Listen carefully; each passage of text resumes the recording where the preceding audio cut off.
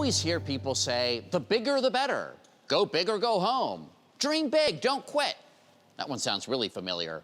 But living large isn't always the answer. Sometimes tiny is the way to go.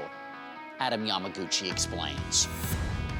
According to the National Association of Home Builders, in 1950, the average square footage of living space in a home was just 983 square feet. Today, it's 2,500 square feet. Of course, if your house is bigger, it costs more to buy, and it costs even more money and time to maintain it. The good news is you could fill it with a lot more stuff.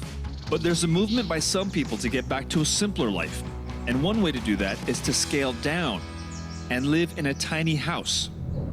I made my way to the small, rustic town of Grayton, California to meet Jay Schaefer, a tiny homes designer and builder. Hi, I'm Adam. Hi, Adam. Nice to meet you.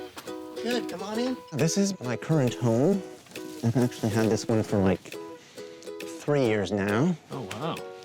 It's very small. Now, how big is this small house? Well, this one is 119 square feet.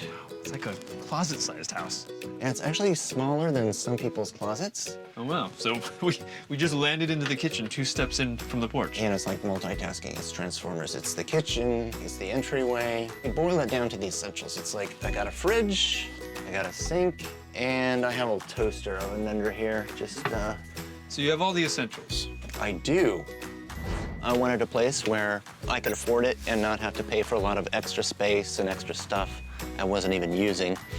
So I built myself a little house and realized a tiny house is just a house in which all of the space is being used well. Most people who want to live in small houses seem to want to build one themselves, and you can buy plans online. You can design your own house.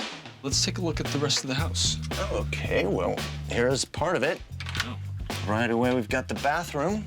Oh, wow. Probably the smallest tub in the land. Where?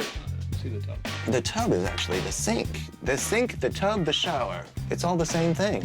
I can get up to my shoulders in water, and yet it only takes up less than 2 feet by 2.5 feet. You know, you can see almost everything. What you see is what you get for the most part. So what's over this side of the house, a full step forward?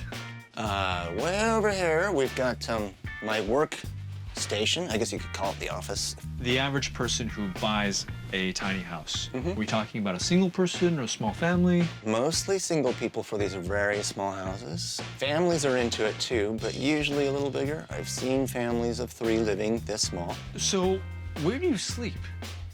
I sleep in the sleeping loft. There's not much else I could do up there. I mean, it's pretty small. That's the smallest loft I've ever designed. Jay was right. There wasn't much room for me to do anything except lie down flat.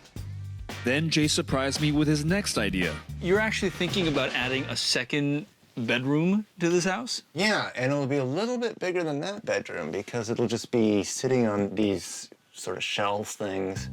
I'm sure Jay will make it all work, but I have to say, watching Zephyrs swirl outside a tiny house is relaxing. Shooting inside a tiny house with a camera crew is chaos. Get a picture of this dance. I think I'll just stay right here.